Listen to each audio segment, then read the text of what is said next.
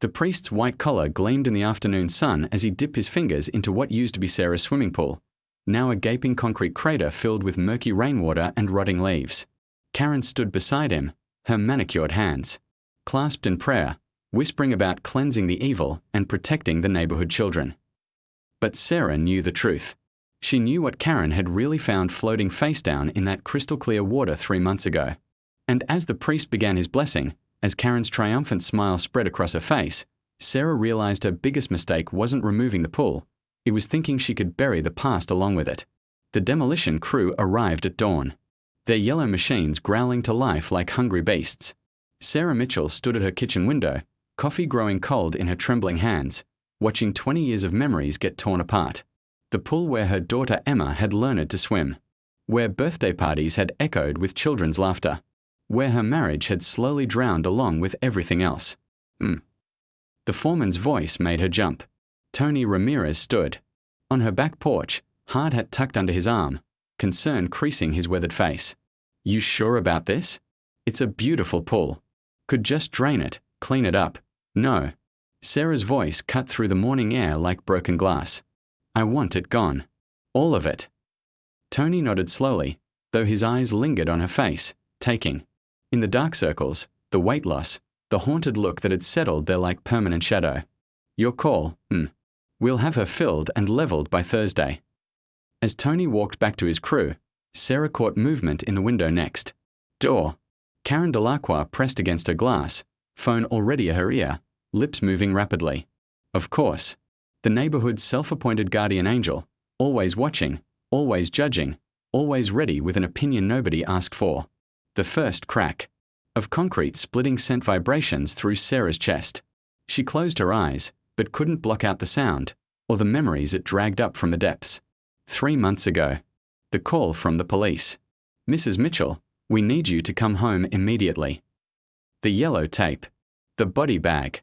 The questions that never stopped coming. Sarah, honey." Karen's voice pierced through her thoughts. She turned to find her neighbor hurrying across the yard, perfectly coiffed blonde hair defying the morning humidity, designer tracksuit spotless despite her supposed morning jog. "I just heard from Tony about the pool," Karen said, slightly breathless. "Are you sure this is the right decision?" "I mean, after what happened." "Nothing happened," Sarah said quietly. Karen's perfectly plucked eyebrows shot up. "Nothing. Sarah, a man died in your pool. Poor Richard. Richard had a heart attack. People have heart attacks. It happens. While swimming alone in your pool. At night. When you weren't even home." Karen's voice dropped to a conspiratorial whisper. "The whole neighborhood's been talking. Some people think. I don't care what people think." But Karen was just getting started. She glanced around, making sure no one else could hear, then leaned closer. "That detective, Martinez, he asked me about Richard's visits. How often he came over when your husband was away on business trips. How close you two seemed." Sarah's coffee mug slipped from her fingers, shattering on the concrete. Both women stared at the spreading brown stain, the ceramic shards catching morning sunlight like tiny mirrors. "I should go," Sarah whispered. "Sarah, wait." Karen's hand shot out, gripping her arm. "I'm not judging. We all have needs. Loneliness makes people do things they wouldn't normally. Let go of me." "But the children," Karen pressed on, her grip tightening. "My kids walk past this house every day. The Henderson twins, little Sophia from down the street. They've been having nightmares about the death pool. If you just kept it drained, covered it up, maybe added some flowers." Sarah yanked her arm free. "It's my property. My decision. Not when it affects the whole neighborhood. Property values, safety concerns. Some of the parents are talking about calling the city, maybe child services. A place where someone died, where children used to play." Karen shook her head sadly. "It's just not healthy, Sarah. For anyone." The excavator's bucket crashed into the deep end, sending chunks of concrete flying. Sarah flinched, but Karen didn't even blink. "There are other options," Karen continued, her voice taking on a helpful, reasonable tone. "My church has counselors. People who specialize in grief, guilt, complicated situations. Pastor William says healing can only begin when we acknowledge our sins. Stop. Sarah, I'm trying to help. By spreading rumors? By turning my neighbors against me? By making my daughter's death about your religious agenda? Karen blinked, confusion flickering across her features. Emma's death? Sarah, I'm talking about Richard Morrison, the man who drowned in your pool. The words hung in the air between them like poison gas. Sarah's vision blurred, the construction noise fading to a distant hum. She was back in that hospital room, holding Emma's hand, watching the machines that kept her daughter's body functioning while her brain slowly died. The accident. The drunk. Driver. The 3 weeks of false hope before the doctors finally said the words that shattered her world. I have to go inside, Sarah managed. But Karen wasn't finished. She never was. The police said Richard had been drinking. Did you know that? They found his blood alcohol level was stop. The word ripped from Sarah's throat with such force that even the construction crew paused their work. Just stop talking. Karen's face hardened, her fake concern melting away to reveal something uglier underneath. Fine. Don't listen. But when the city comes knocking, when the lawyers start asking questions, when your property value tanks and you can't sell this cursed house, don't come crying to me. She turned on her designer heel and stalked back across the yard, already pulling out her phone again. Sarah watched her go, knowing that within an hour every member of Karen's prayer circle would know about their conversation. By evening, the story would have grown legs, probably something about Sarah confessing her guilt, or having a breakdown, or threatening violence. The excavator roared back to life, its bucket tearing into the shallow end where Emma used to sit. With her coloring books, little feet dangling in the water. Sarah turned away before she could see the tile shatter, the ones Emma had helped pick out for her 8th birthday, dolphin blue with silver sparkles. Inside the house, she leaned against the front door and let the tears come. They fell silently. The way she'd learned to cry after Emma died, after David left, after the world decided she was too broken to deserve peace. Her phone buzzed. A text from David, her ex-husband. Heard about the pool. Good. Should have done it months ago. Place gives me the creeps. Another buzz. Her sister Rachel. Mom wants to know if you're coming to Sunday dinner. She's worried about you living alone in that house. And another. Unknown number. You can't hide from the truth forever. Some secrets don't stay buried. Sarah stared at the last message, her blood turning to ice water. She knew that number. Had seen it on her caller. ID dozens of times over the past 3 months, always hanging up before she could answer. Always calling late at night, when the house felt too big and the silence pressed against her like a living thing. Outside, the demolition continued. Concrete crashed into steel buckets. 20 years of memories reduced to rubble and dust. Sarah closed her eyes and tried to remember Emma's laugh, the way it used to echo off the pool's surface on summer afternoons. But all she could hear now was Karen's voice, sharp with suspicion and barely concealed delight. Some people think, the whole neighborhood's been talking. Your sins. Her phone buzzed again. Another unknown number, but this time there was a photo attached. Sarah's hand shook as she opened it. The image was grainy, clearly taken at night with a cheap phone camera. But she could make out her backyard, the pool glowing under the security lights.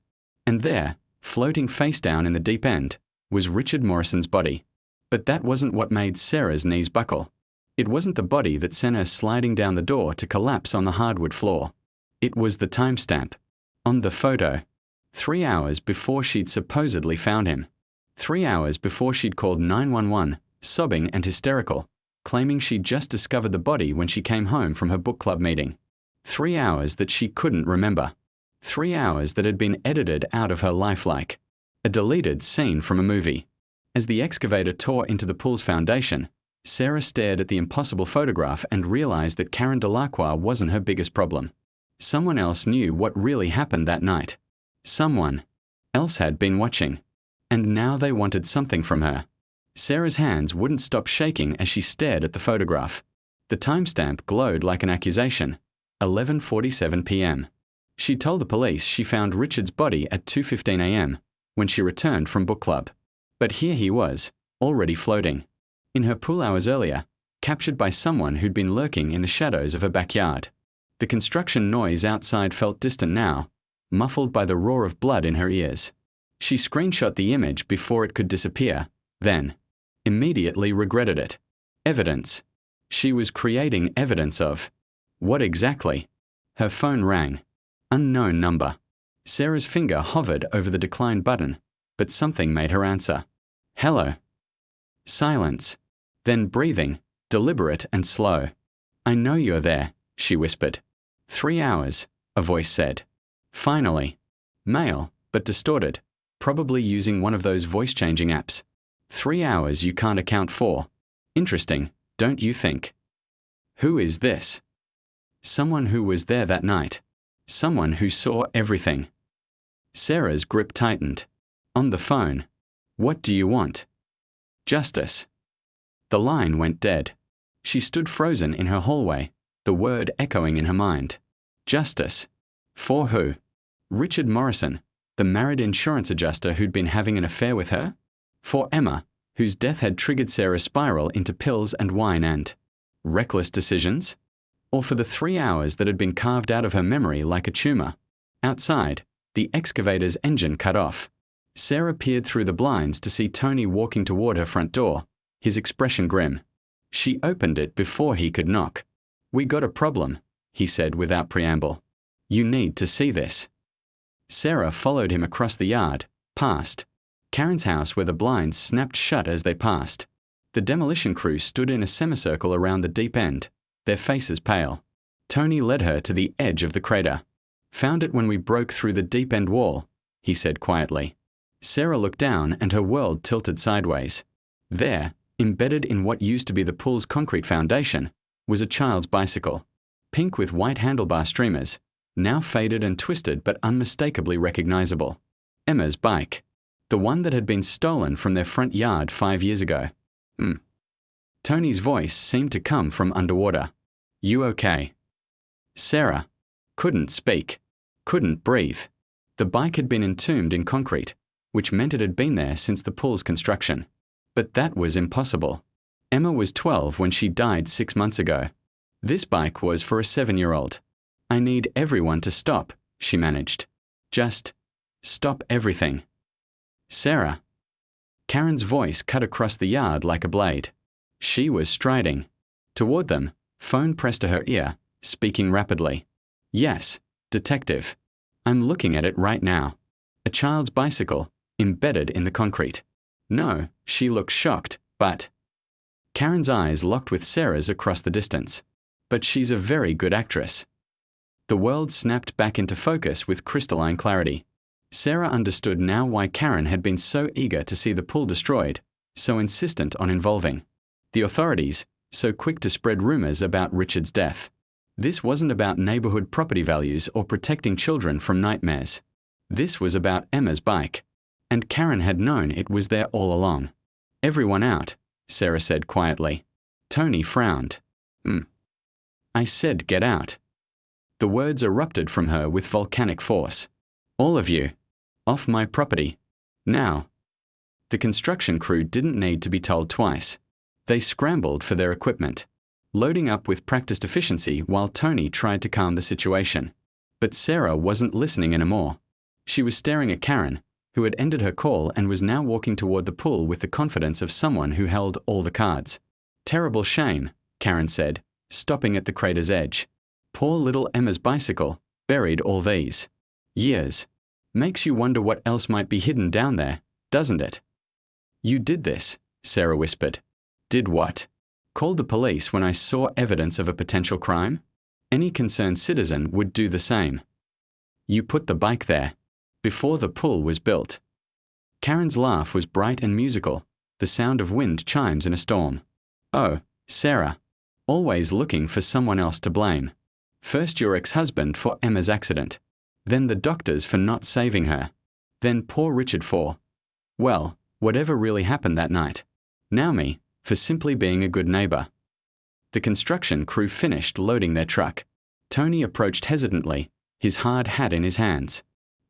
I'm real sorry, but we can't continue until the police clear the scene. That bike, it's evidence now. Sarah nodded without taking, her eyes off Karen. I understand.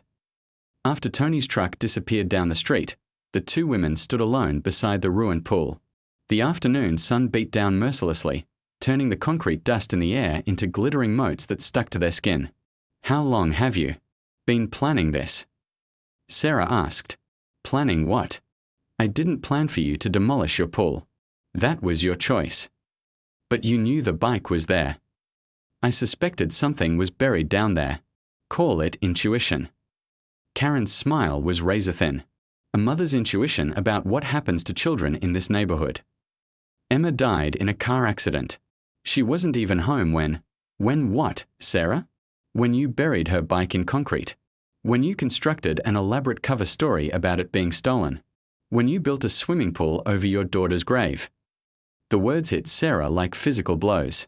She staggered backward, her heel catching on a chunk of broken concrete. That's insane. Emma died 6 months ago, not 5 years ago. The bike being there doesn't mean what? That you killed your own daughter. Karen's voice dropped to a whisper. "I never said that. You did." The air between them crackled with electricity, like the moment before lightning strikes. Sarah felt the ground shifting beneath her feet, reality becoming as unstable as the demolished pool's foundation. "The hospital records," she said desperately. "The accident report. The funeral. Hundreds of people saw what? A closed casket? A grieving mother who wouldn't let anyone near her daughter's body. A memorial service where the only photos were from when Emma was 7 years old." Sarah's knees gave out. She sank onto a pile of rubble, the sharp edges cutting through her jeans. Karen was right about the photos. After Emma's accident, Sarah had removed all the recent pictures from the house, claiming they were too painful to look at. She told everyone that Emma had grown shy about cameras in her preteen years, that there simply weren't many recent photos to choose from. But that wasn't why she'd hidden them. "I have medical records," Sarah whispered. "Insurance claims. School enrollment forms. Emma was alive until 6 months ago. Forged documents aren't difficult to obtain when you have the right connections. Your ex-husband worked in insurance, didn't he? Access to databases, forms, official letterhead. Amazing what a desperate person can accomplish with enough motivation." A car door slammed somewhere down the street. Sarah looked up to see Detective Martinez walking toward them, his expression unreadable. Behind him, 2 uniformed officers followed, their hands resting casually on their service weapons. "Mrs. Mitchell," Martinez said, his voice carefully neutral. "I understand there's been a development." Karen stepped forward, her face a mask of concerned citizenship. "Detective, thank goodness you're here. When I saw that bicycle, I just couldn't stay silent anymore." Martinez knelt beside the crater, studying Emma's bike with professional detachment. "This belongs to your daughter." "Belonged," Sarah corrected automatically. "Emma died 6 months ago." "Funny thing about that," Martinez said, not looking up. "I've been reviewing the case files. Emma Mitchell's death certificate, hospital records, accident reports. Very thorough documentation. Almost too thorough, if you know what I mean." Sarah's mouth went dry. "I don't understand." "Well, for instance, the attending physician who supposedly treated Emma at Metro General, Dr. Patricia Hawkins, she died in a car accident 3 years ago. Kind of hard for a dead doctor to sign a death certificate, don't you think?" The world tilted sideways. Sarah gripped the concrete rubble, sharp edges cutting into her palms. "That's impossible. I spoke to Dr. Hawkins. She explained Emma's injuries, the brain trauma. You spoke to someone claiming to be Dr. Hawkins. Question is, who was it really?" Martinez finally looked at her, his dark eyes holding no sympathy. "And why would they help you fake your daughter's death?" "I didn't fake anything." Sarah scrambled to her feet, panic rising in her throat like bile. "Emma died in a car accident. She was in the hospital for 3 weeks. David and we made the decision to take her off life support." "David?" Martinez pulled out his notepad. "That would be your ex-husband, David Mitchell? The man who's been living in Portland for the past 5 years? The man who hasn't spoken to you since your divorce was finalized?" Sarah stared at him. That was wrong.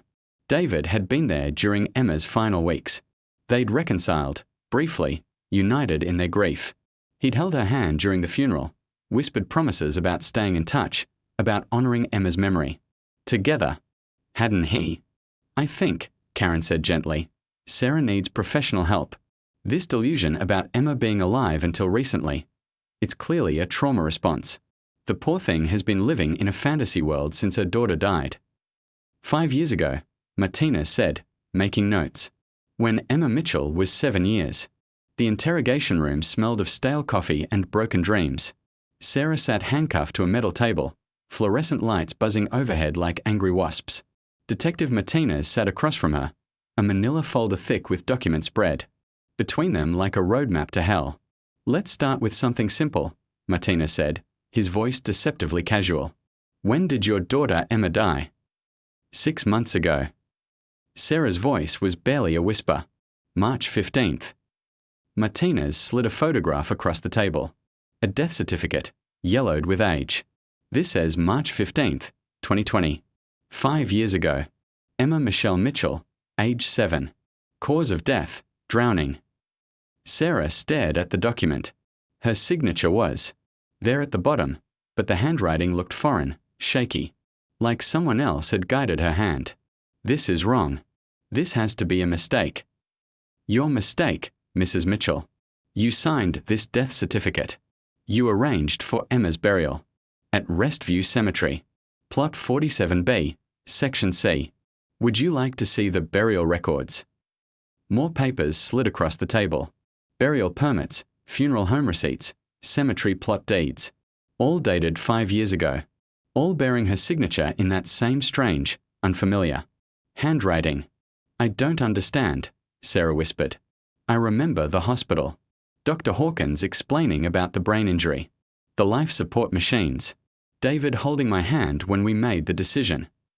David Mitchell filed for divorce in August 2019, Martina said, consulting his notes.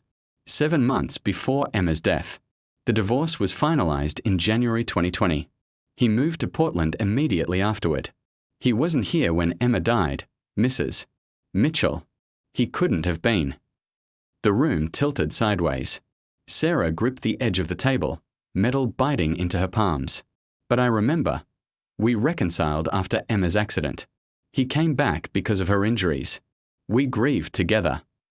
What you remember and what actually happened seem to be two very different things. Martinez leaned forward, his dark eyes studying. Her face. Tell me about Richard Morrison. The sudden shift made Sarah's head spin. Richard. What does he have to do with Emma? Richard Morrison was found dead in your pool 3 months ago. But here's the interesting thing. According to his widow, Richard had been having an affair. His phone records show hundreds of calls. And texts to your number over the past 2 years. Care to explain? Sarah's throat felt like sandpaper. We were close. After David left, after Emma died, I was lonely. Richard was going through problems with his marriage. We found comfort. In each other. Comfort. Martinez made a note. Is that what you called it when you killed him? I didn't kill anyone. The words exploded from Sarah's chest. Richard had a heart attack. He was swimming alone, at night. I found him when I came home from book club. Book club. Martinez flipped through his folder. Funny thing about that. Book club, Mrs. Mitchell. I called around to verify your alibi.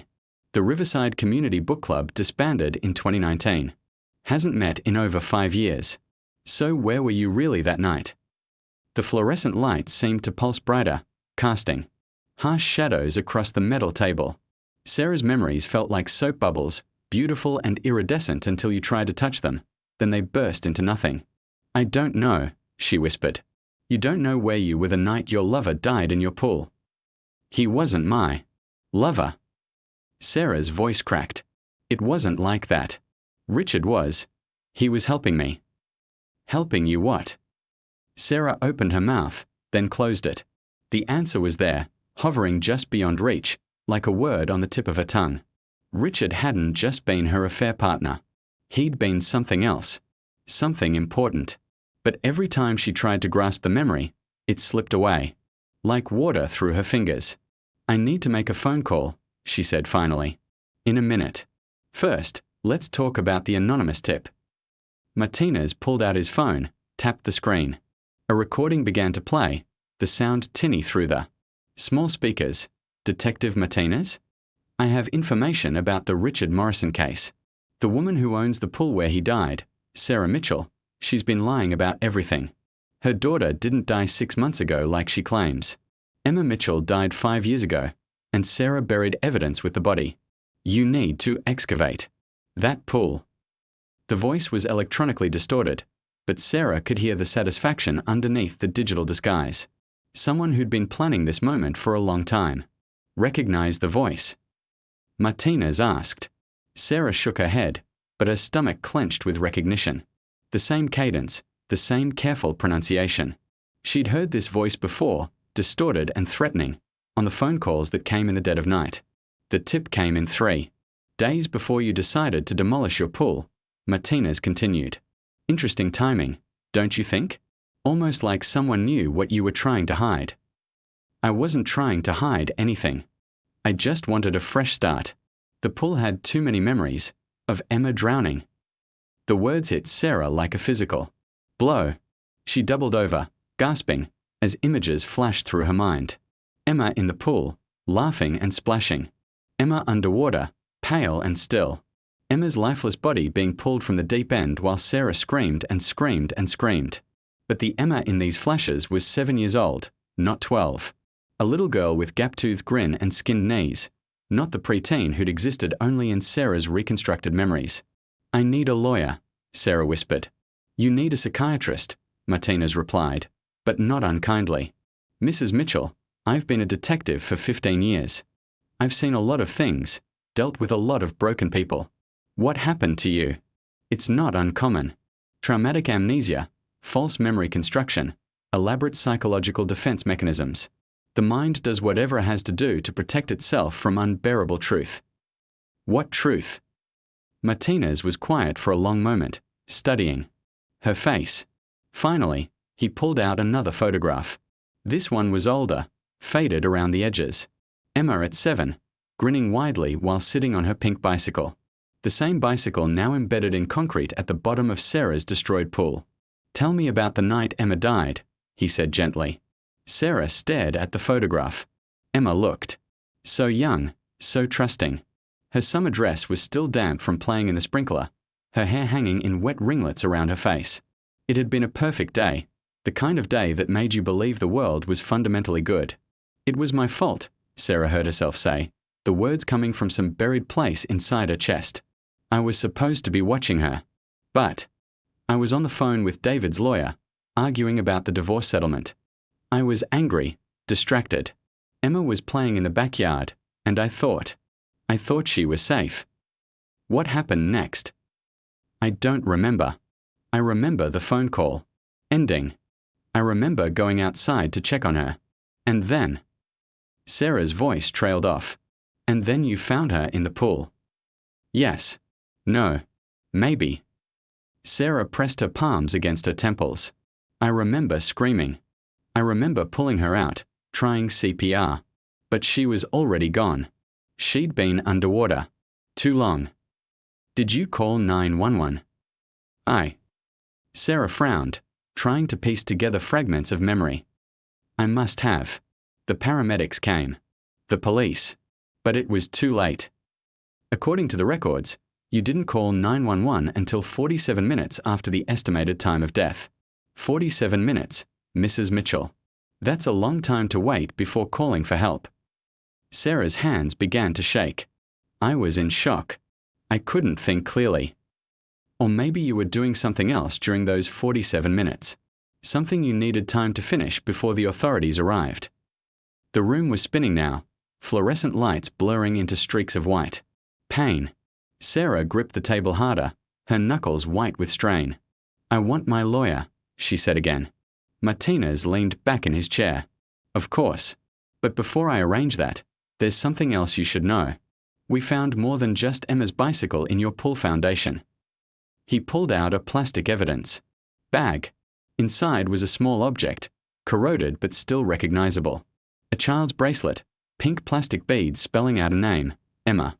This was around her wrist when she died, wasn't it? When you buried her body under what would become your swimming pool. No. The word came out as a sob.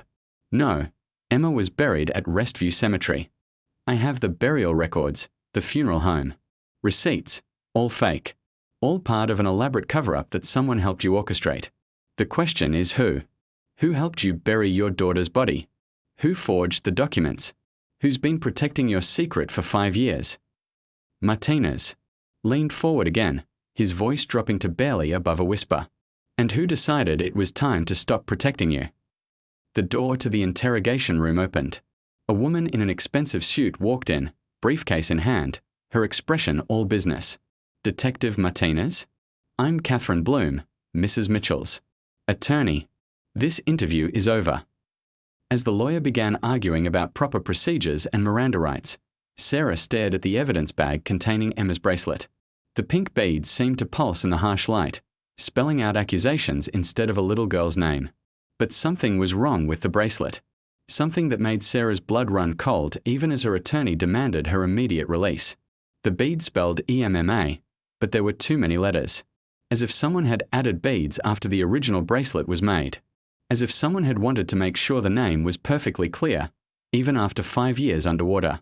And in that moment, Sarah's hands wouldn't stop shaking as Catherine drove through the city's industrial district, Marcus Chen's notebook clutched in her lap like evidence of humanity's capacity for evil. 7 children. 7 families destroyed by Karen's calculated cruelty. And Sarah had been the unwitting centerpiece of it all, her trauma and guilt providing the perfect smokescreen for a monster. We need to go to the police immediately, Sarah said for the 3rd time in 10 minutes. With what evidence? Catherine's knuckles were white on the steering wheel. Marcus's testimony about falsified burial records? Karen could claim she was. Helping grieving families avoid bureaucratic red tape. The notebook? Hearsay and speculation. Even the security footage only shows someone watching your pool.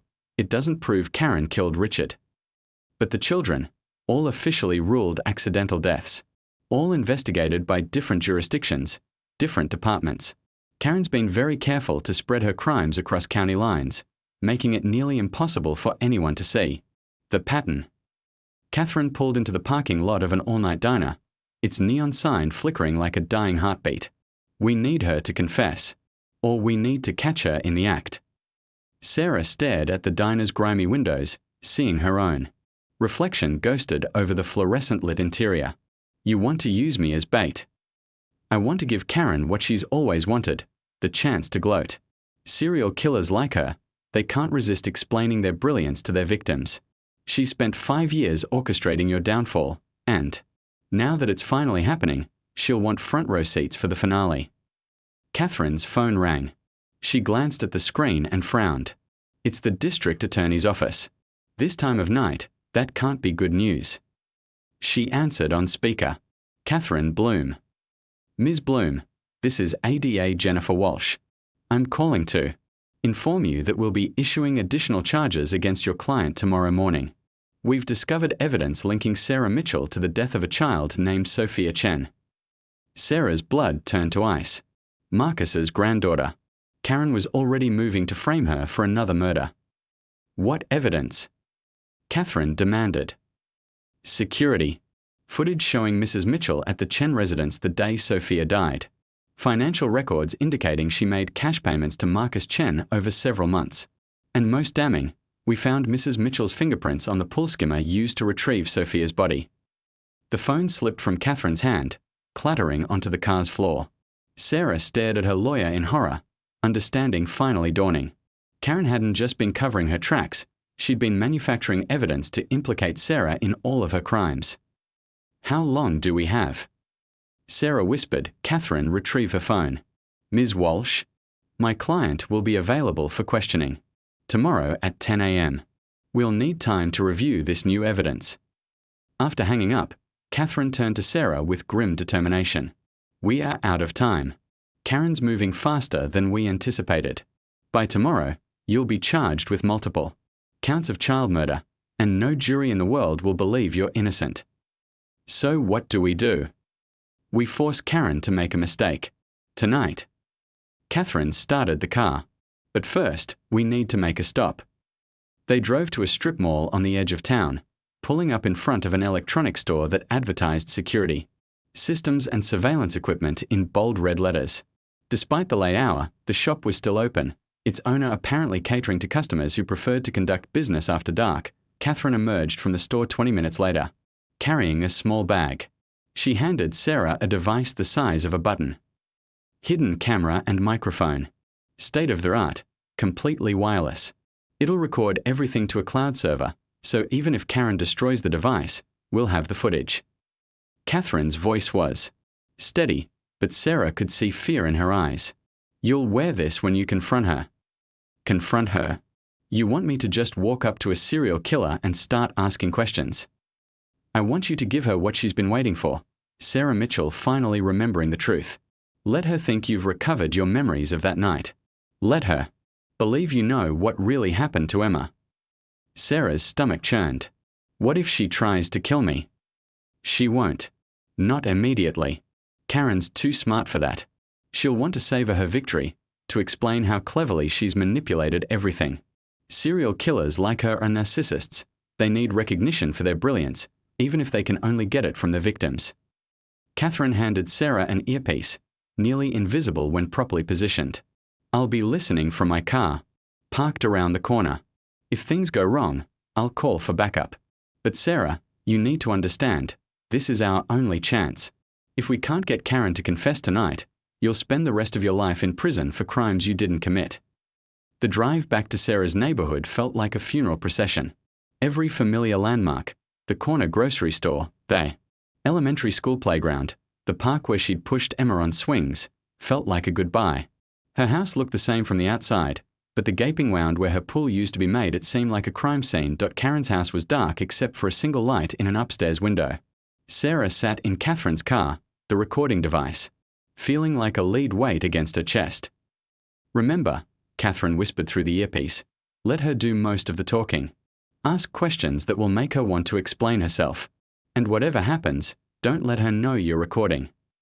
Sarah walked across the dew-dampened grass separating the two properties, her footsteps unnaturally loud in the suburban silence. She knocked on Karen's front door, half hoping no one would answer. The door opened immediately, as if Karen had been waiting. She stood in the doorway wearing a silk robe, her blonde hair perfectly styled despite the late hour. Sarah, she said, not sounding surprised at all. I was wondering when you'd finally come to see me. We need to talk. Of course we do. Karen stepped aside, gesturing for Sarah to enter. I've been expecting this conversation for 5 years. The interior of Karen's house was immaculate, decorated in shades of white and cream that seemed to glow under carefully positioned lighting. Family photos lined the mantelpiece, Karen with various children at birthday parties, swimming lessons, summer barbecues. But Sarah noticed something chilling. In every photo, Karen was the only adult present. Would you like some tea? Karen asked, moving toward the kitchen. I want answers. Karen turned, her smile sharp as a scalpel. Oh, Sarah, you already have all the answers. You're just afraid to admit you remember. I remember Emma drowning. I remember finding her in the pool. But I don't remember killing her. Because you didn't kill her. Karen's voice was gentle, almost pitying. Poor, guilty Sarah. You've been carrying the weight of my work for 5 years. The admission hit Sarah like a physical blow. Even though she'd suspected the truth, hearing Karen confirm it felt like stepping off a cliff. Why? Sarah whispered. Because you were perfect. A distracted, soon-to-be-divorced mother dealing with a precocious 7-year-old who loved to swim. When Emma drowned, everyone would assume it was neglectful supervision. No one would suspect murder. Karen moved to the mantelpiece, picking up one of the family photos. In it, she stood beside a swimming pool with her arm around a dark-haired girl who couldn't have been more than 6. Madison was my first, Karen said dreamily. My husband's daughter from his previous marriage. Such a sweet child, but she made him soft. Weak. He spent more time worrying about her feelings than focusing on our relationship. She set the photo down carefully. One afternoon by the pool, I realized how easy it would be. A simple push. A few minutes underwater, and suddenly I had my husband's undivided attention. Sarah's throat felt like sandpaper, but Madison wasn't enough. Oh, she was a revelation. The power, the control, the absolute certainty that I could take a life and make it look like accident. It was intoxicating. But my husband became depressed after Madison's death. He wasn't the man I'd married anymore. So I had to start fresh. Karen moved to another photo, this one showing her with a boy of about 8, both of them grinning beside a backyard pool. Timothy. Walsh. His parents hired me as a babysitter after we moved to Pennsylvania. Sweet family, but they worked too many hours, trusted too easily. Timothy's death taught me about opportunity and timing, about how to position myself as the helpful neighbor who just happened to be there when tragedy struck. You've been doing this for 8 years, Sarah said, horror creeping into her voice. Longer than that. But it took me time to perfect the method. Early on, I made mistakes, chose victims whose families were too suspicious or too connected to law enforcement. I learned to be more selective. Karen's eyes gleamed with pride. Your family was ideal.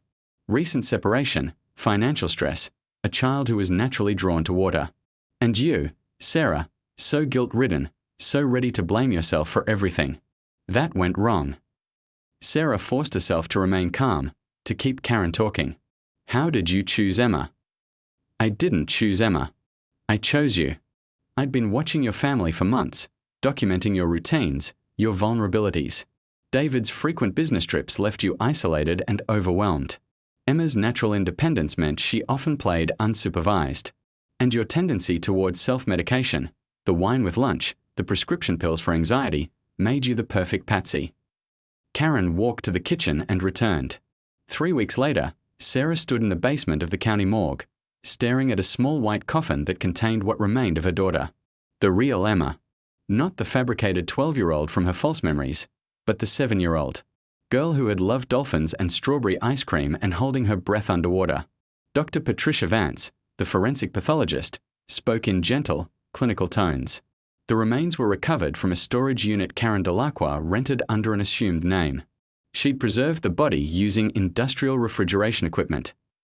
Sarah's hands trembled as she touched the coffin's smooth surface. Can I see her? I wouldn't recommend it. 5 years, even with preservation, the decomposition. I need to see her. I need to know she was real. Dr. Vance nodded reluctantly and lifted the coffin lid.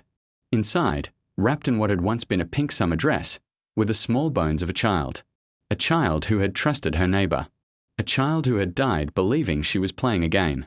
The cause of death was drowning, Dr. Vance said quietly, but there are also signs of blunt force trauma to the skull. She was likely unconscious when she entered the water. Sarah's knees buckled.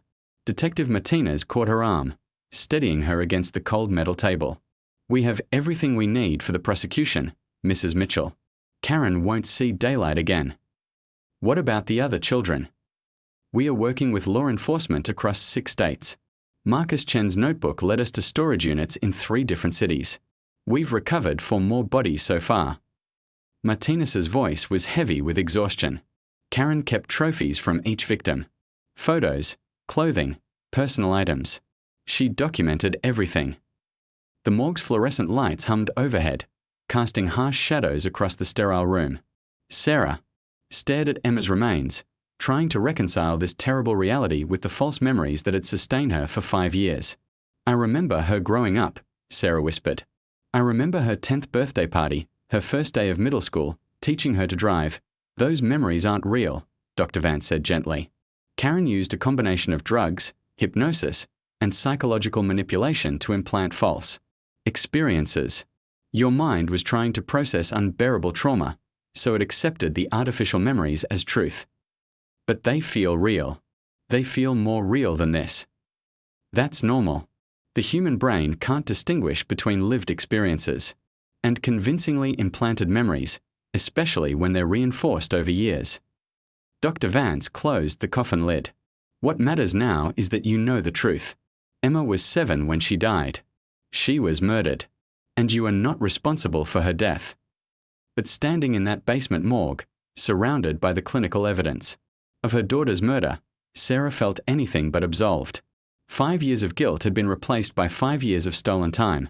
5 years she should have spent seeking justice for Emma instead of living in a pharmaceutical-induced fantasy. Her phone buzzed. A text from Catherine. Grand jury hearing. Postponed indefinitely. All charges against you have been dropped. You're free. Free. The word should have brought relief, but Sarah felt only emptiness. Freedom meant returning to a house where Emma had been murdered, to a neighborhood where she'd been manipulated and drugged, to a life that felt as artificial as her implanted memories. Detective Martinez drove her home through streets that looked familiar but felt foreign, like a movie set recreating a place she'd once known. The demolition site where her pool used to be had been covered with a blue top, crime scene tape fluttering in the autumn wind. The media's been camping out since the story broke, Martinez warned as they turned onto her street. Karen's confession made national news. You might want to consider staying somewhere else for a while. News vans lined the curb, satellite.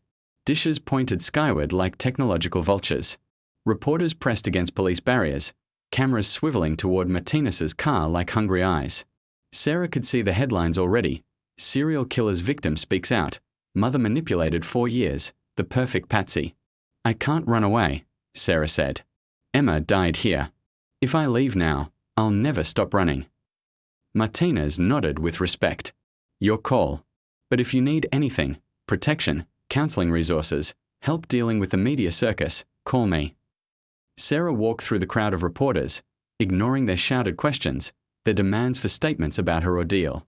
She unlocked her front door and stepped into the house where she'd spent 5 years living a lie. The interior looked exactly the same furniture, same photos on the walls, same coffee mug sitting unwashed in the sink. But now Sarah could see evidence of Karen's manipulation everywhere. The pill bottle on the kitchen counter, ostensibly prescribed for anxiety but actually filled with memory-altering drugs. The wine bottle Karen had brought over to help Sarah relax, now revealed as another delivery system for chemical control.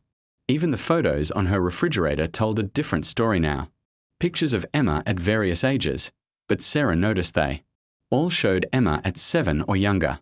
The recent photos of Emma at 8, 9, 10, 11, and 12, the ones that had supported her false timeline, were nowhere to be found. Because they had never existed. Sarah's landline rang. She almost didn't answer, expecting another reporter or true crime podcaster seeking an interview.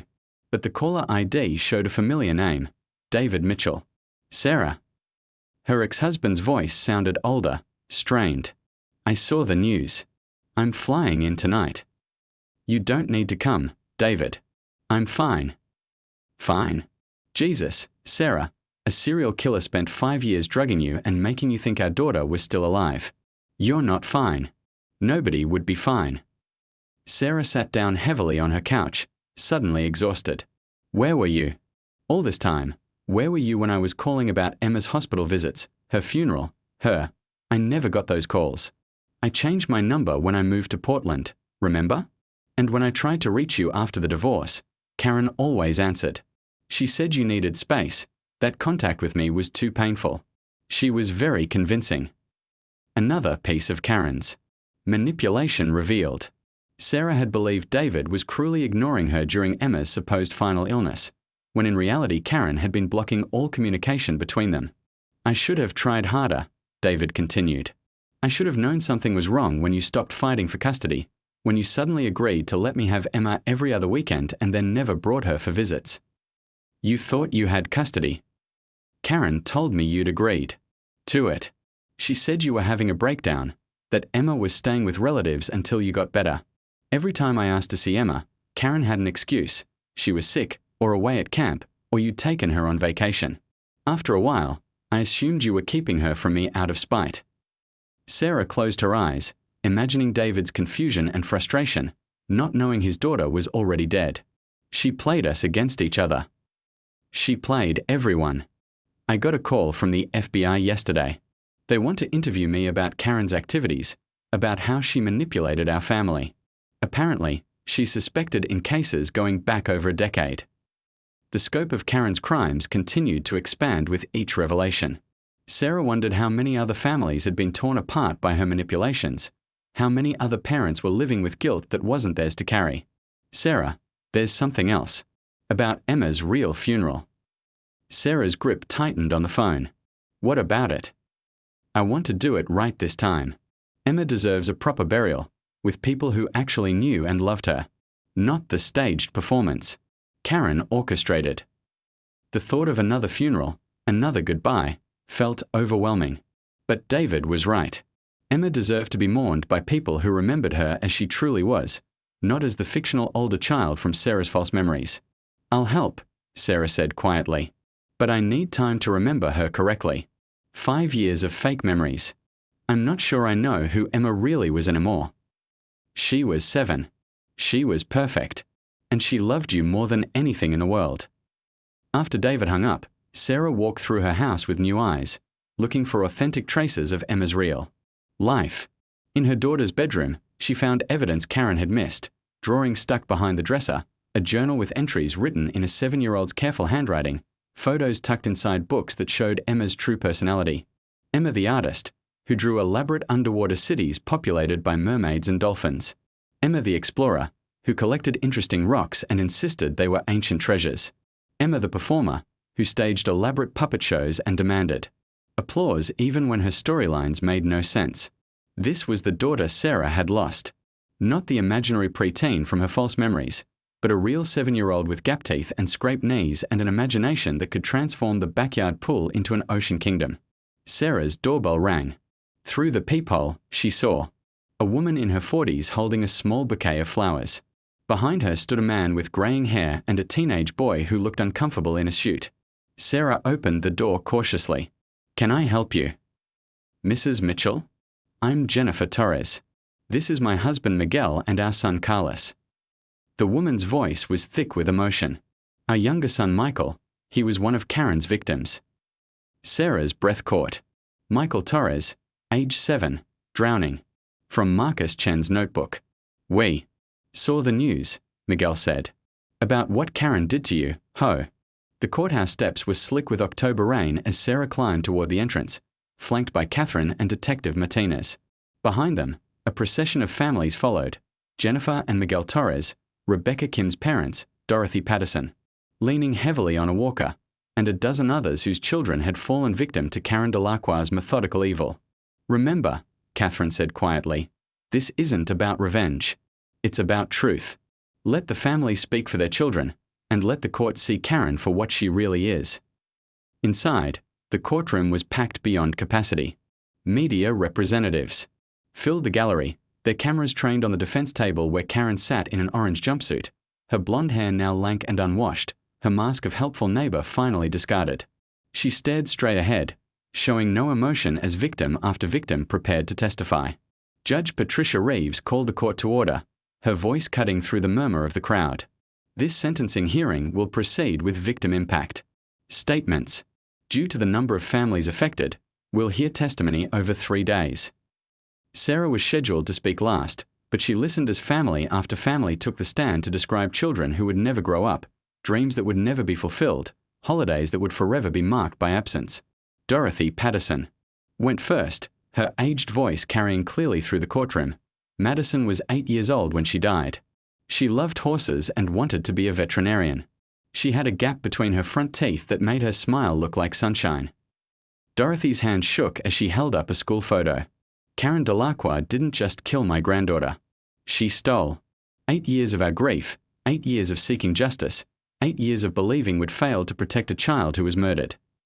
Jennifer Torres spoke about Michael's love of soccer, how he'd practiced juggling the ball in their backyard. 4 hours, dreaming of playing professionally someday. Karen volunteered to give him private swimming lessons, Jennifer said, her voice steady despite the tears streaming down her face. She said swimming would improve his lung capacity, make him a better athlete. We trusted her with our son's life, and she used that trust to end it. One by one, the families painted portraits of real children, not the sanitized victims from news reports, but complex little humans with favorite foods and silly jokes and plans for the future. Sarah watched Karen throughout the testimonies, looking for any sign of remorse or emotion. But Karen's face remained blank, as if she were listening to weather reports rather than accounts of lives she deliberately destroyed.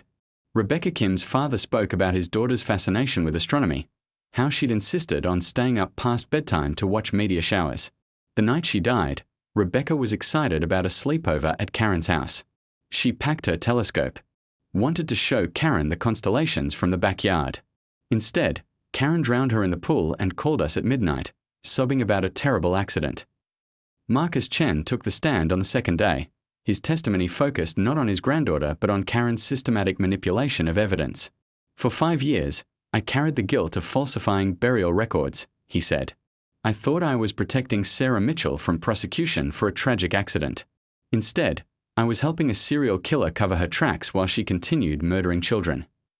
The prosecutor, ADA Jennifer Walsh, presented evidence methodically: the storage units containing preserved bodies, the forged documents, the pharmaceutical supplies Karen had used to drug Sarah, the detailed photo albums documenting her crimes and manipulations. Each piece of evidence built a picture of calculated evil spanning over a decade.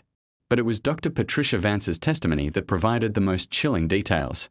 Karen Delacroix displayed classic signs of what we call angel of mercy syndrome, combined with sadistic personality disorder. She derived pleasure not just from killing, but from the extended psychological torture of the victims' families. The elaborate false memories she created for Sarah Mitchell represent one of the most sophisticated cases of psychological manipulation I've encountered in 20 years of forensic psychiatry. Karen's defense attorney, a court-appointed public defender named James Morrison, offered only a perfunctory defense. My client suffers from severe mental illness, he said without conviction. While her actions were inexcusable, the court should consider her diminished capacity when determining sentencing. But even Morrison seemed unwilling to advocate strongly. For someone whose crimes were so meticulously planned and executed, the evidence of Karen's sanity, her careful selection of victims, her elaborate cover-up schemes, her ability to maintain a facade of normalcy for years, made any insanity defense untenable. On the third day, Sarah finally took the stand. She looked out at the packed courtroom, at the families who had become her unlikely support system, at the media representatives who would carry this story to the world. And finally, inevitably, her gaze settled on Karen. For the first time during the proceedings, Karen looked back. Her eyes held no remorse, no recognition of the pain she'd caused. Instead, Sarah saw something like pride, the satisfaction of an artist viewing her completed masterpiece. Emma Mitchell would have been 12 years old today, Sarah began, her voice stronger than she'd expected. For 5 years, I lived with the belief that she had reached that age, that I'd watched her grow from a 7-year-old who loved dolphins into a preteen who was starting to discover her own identity. Those memories felt completely real to me, because Karen Delacroix had spent years programming them into my drugged and traumatized mind. Sarah pulled out a piece of paper, one of Emma's drawings, found hidden behind her dresser. This is who Emma really was.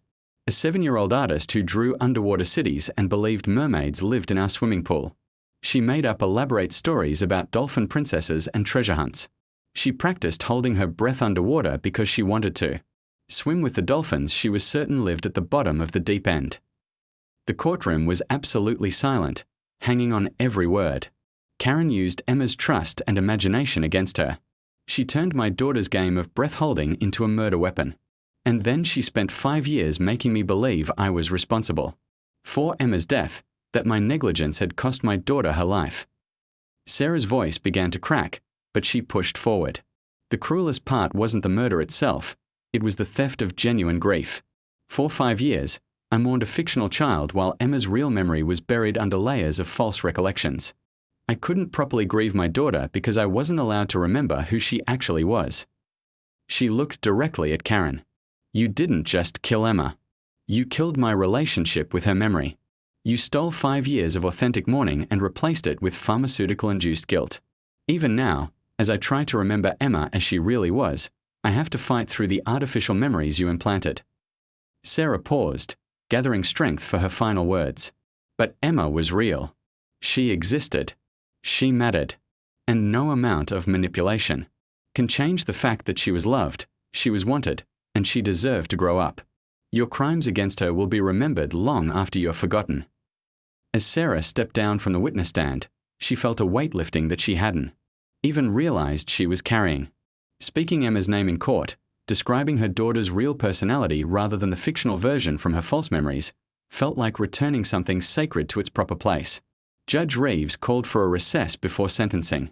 During the break, Sarah found herself surrounded by the other families, all of them offering support and sharing their own struggles with separating real memories from trauma-induced fiction. "It gets easier," Dorothy Patterson said, squeezing Sarah's hand, remembering them as they really were instead of as perfect angels or tragic victims. They were just children, beautiful, complicated, silly children who deserved better. When court reconvened, Judge Reeves's voice was heavy with emotion. "In 30 years on the bench, I have never encountered crimes of such calculated cruelty. Karen Delacroix, you have been convicted of 7 counts of first-degree murder, conspiracy, fraud, assault with a deadly weapon, and psychological torture. Your actions represent not just the taking of innocent lives, but the systematic destruction of families and communities." Karen stood emotionless as the judge continued. "The evidence shows a pattern of behavior spanning over a decade, with victims ranging in age from 6 to 8 years old.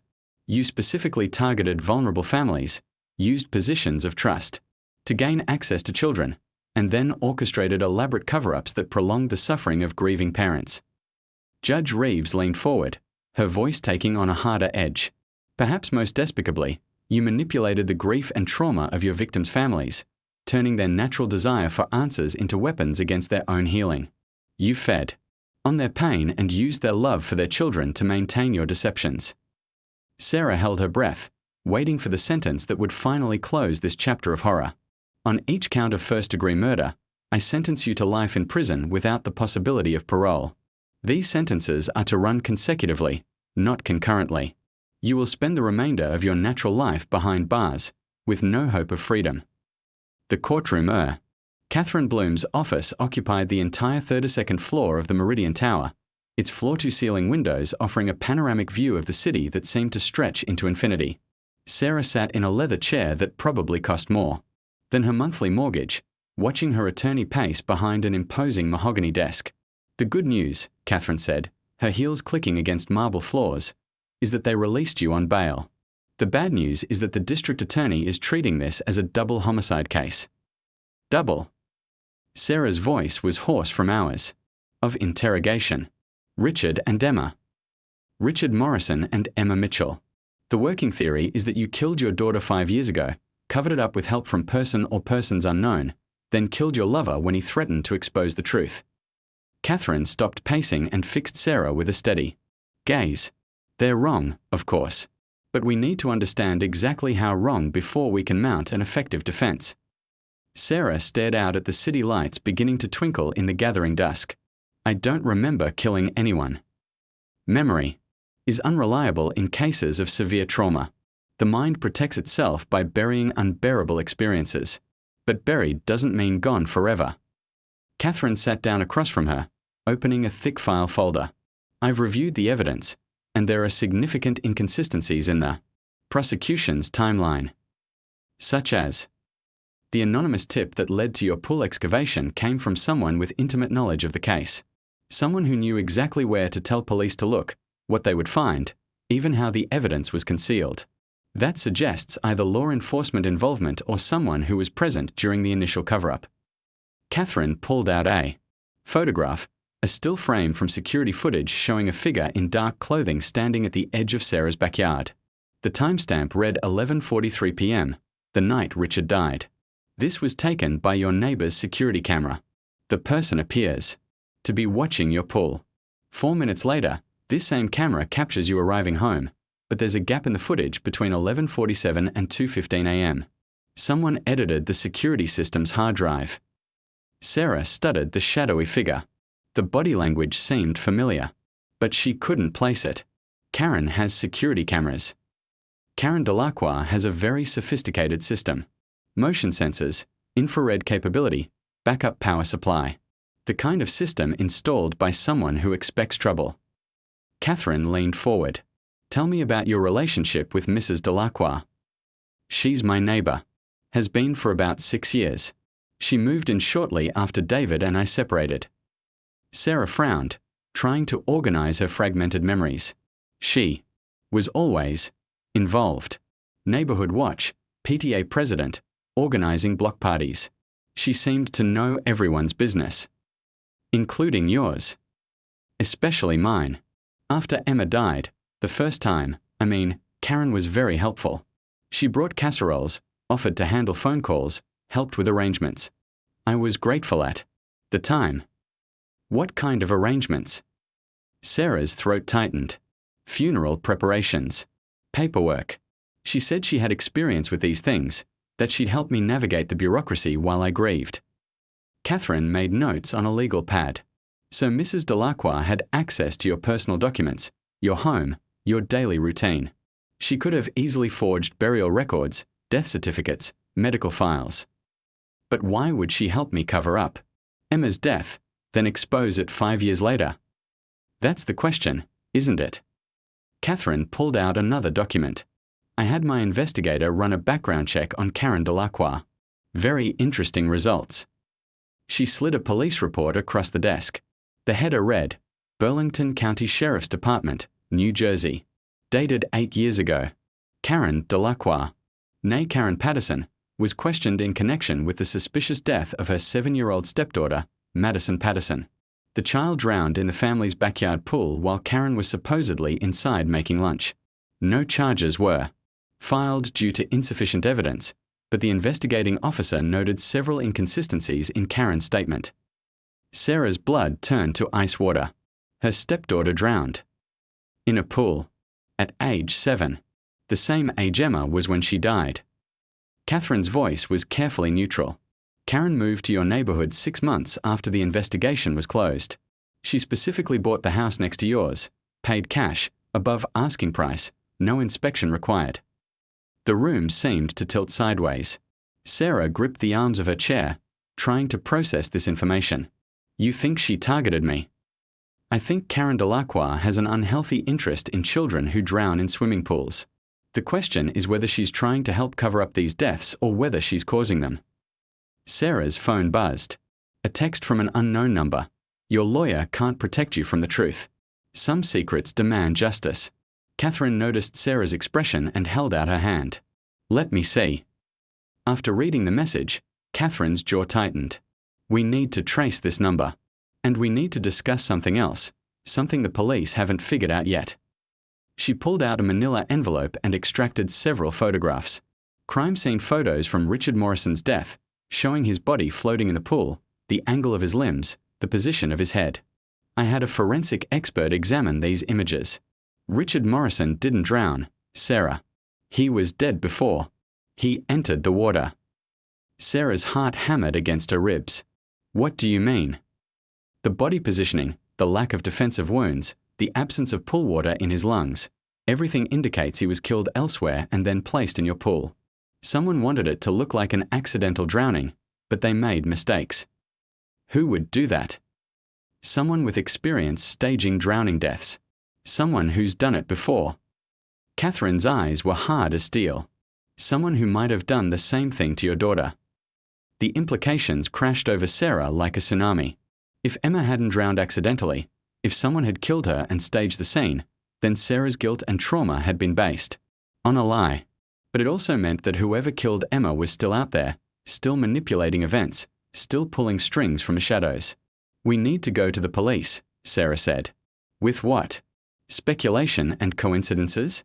We need proof, and we need it fast. The district attorney is planning to convene a grand jury next week. Catherine stood up, gathering her files. There's someone I want you to meet. Someone who might have answers about what really happened 5 years ago. They took the elevator. Down to the parking garage, Catherine's heels echoing off concrete walls. As they walked toward her BMW, Sarah caught movement in her peripheral vision. A figure in dark clothing, standing between 2 parked cars about 50 feet away. Catherine, she whispered. But when they turned to look, the figure was gone. Catherine's car was sleek and silent, gliding through the city streets like a shark through dark water. They drove through residential neighborhoods that grew progressively shabbier, past liquor stores with bars on their windows and apartments with broken streetlights. Where are we going? Sarah asked. To see someone who used to work at Restview Cemetery. Someone who remembers the night Emma was supposedly buried there. Catherine turned down a narrow alley lined with dumpsters and graffiti. Someone who's been waiting 5 years to tell the truth. They stopped in front of a rundown apartment building, its brick facade stained with age and neglect. Catherine led Sarah up 3 flights of stairs to apartment 3B, where she knocked in a specific pattern: 2 short, 3 long, 2 short. The door opened to reveal a thin man in his 60s, his face weathered and suspicious. He looked from Catherine to Sarah, then stepped aside to let them enter. "This her?" he asked, his voice gravelly from years of cigarettes. "Marcus Chen, meet Sarah Mitchell." Marcus was the night groundskeeper at Restview Cemetery for 23 years. "Tell her what you told me." Marcus gestured for them to sit on a threadbare couch while he remained standing, hands shoved deep in his pockets. 5 years ago, middle of March, this woman comes to the cemetery around midnight. Fancy car, expensive clothes, acts like she owns the place. Sarah's pulse quickened. What did she look like? Blonde, early 40s, real put together. Had this way of talking like she was doing you a favor just by breathing your air. "She gives me 5,000 cash to keep my mouth shut about what I was going to say." "What did you say?" Marcus was quiet for a moment, his eyes distant with memory. "She had a body in her trunk. Small, wrapped in plastic. Child-sized. She tells me there's going to be a fake funeral the next day, that I need to make sure the paperwork shows a burial in plot 47B, but the grave stays empty." Sarah felt like she was drowning in dry air. Empty. She said the real body would be disposed of somewhere else, somewhere it would never be found. "My job was just to maintain the fiction that a burial took place." Marcus looked directly at Sarah. She said it was to protect a friend who'd made a terrible mistake. Said if anyone ever found out the truth, an innocent woman would go to prison for something she didn't do. Catherine leaned forward. "Did this woman give you a name?" "Called herself Kate. But I saw her driver's license when she was counting out the money. Karen Delacroix." The room spun around Sarah like a carnival ride. Karen had taken Emma's body. Karen had arranged the fake burial. Karen had spent 5 years protecting Sarah from a truth she couldn't remember. But if Karen, watching as Father Michael Rodriguez dipped his fingers into the chlorinated water and began to bless it. The pool was smaller than the original, designed for safety rather than entertainment, with gentle curves instead of sharp angles and a maximum depth of 4 feet. "Bless this water, Lord, that it may bring joy and refreshment to all who enter," Father Rodriguez intoned, his voice carrying across the gathering of families who had come to witness this moment. "May it be a source of healing, not harm. Of life, not loss. Of memory, not manipulation." The Emma Mitchell Foundation for Child Safety had funded the pool's construction, along with similar installations at 3 community centers across the state. Each pool featured state-of-the-art safety equipment, automatic covers, perimeter alarms, underwater cameras, and oxygen monitors. They were designed to prevent the very accidents that Karen Delacroix had spent years staging. Sarah had initially resisted the idea of another pool. The excavated crater where the original had stood seemed like appropriate testimony to the horror that had taken place there. But Dr. Vance, who had become Sarah's therapist as well as an expert witness, had convinced her otherwise. "Avoidance gives Karen power over your future," Dr. Vance had explained during one of their sessions.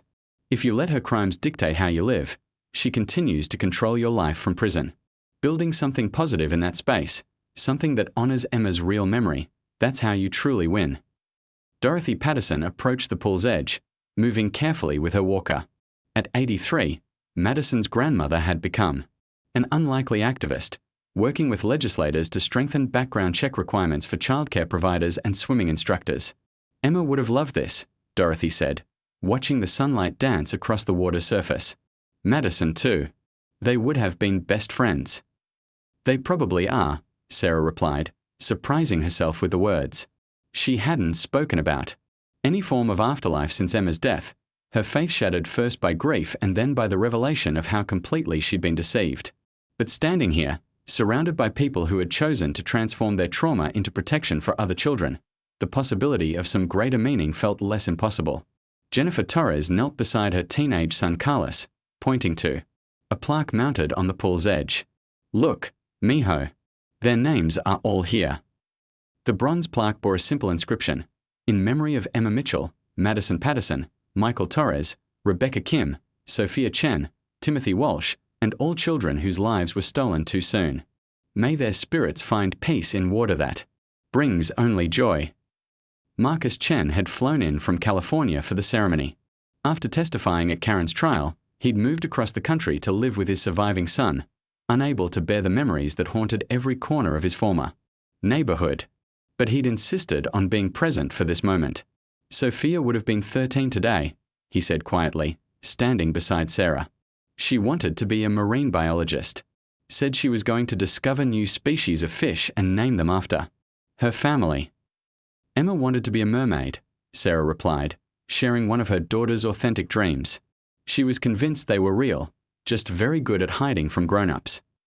The ceremony continued with readings from family members, each sharing a real memory of their child, not the sanitized versions from funeral eulogies, but genuine glimpses of personality. Rebecca Kim's mother talked about her daughter's obsession with building elaborate blanket forts. Timothy Walsh's father described his son's habit of narrating his own life like a nature documentary. Detective Martinez, now retired but still, investigating cold cases that might be connected to Karen's crimes, served as an unofficial master of ceremonies. These children were not just victims, he told the gathering. They were individuals with hopes, dreams, fears, and futures. Today, we reclaim their stories from the woman who tried to reduce them to footnotes in her own twisted narrative. David Mitchell had driven down from Portland for the ceremony, his first time back in the neighborhood since learning the truth about Emma's death. He and Sarah had slowly rebuilt their relationship over the past months, not as husband and wife, but as parents united in honoring their daughter's memory. I brought something, David said, pulling a small object from his pocket. Emma's favorite toy, a rubber dolphin she'd named Splash, worn smooth from years of play. I thought maybe. Sarah nodded, understanding immediately.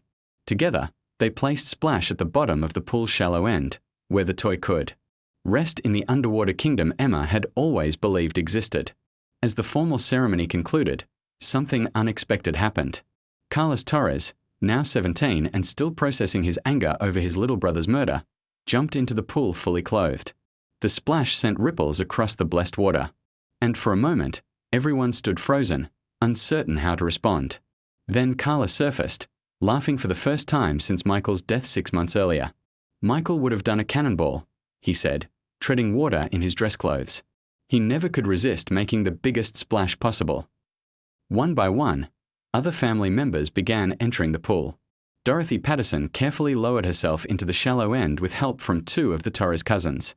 Rebecca, Kim's teenage sister, performed an elaborate dive she'd been practicing for months. Even Father Rodriguez, after some coaxing, rolled up his pants and waded in to bless the water from within. Sarah watched from the pool deck, overwhelmed by the sight of these grieving families choosing joy over sorrow, life over death, hope over despair. For 5 years, water had represented guilt and manipulation and loss.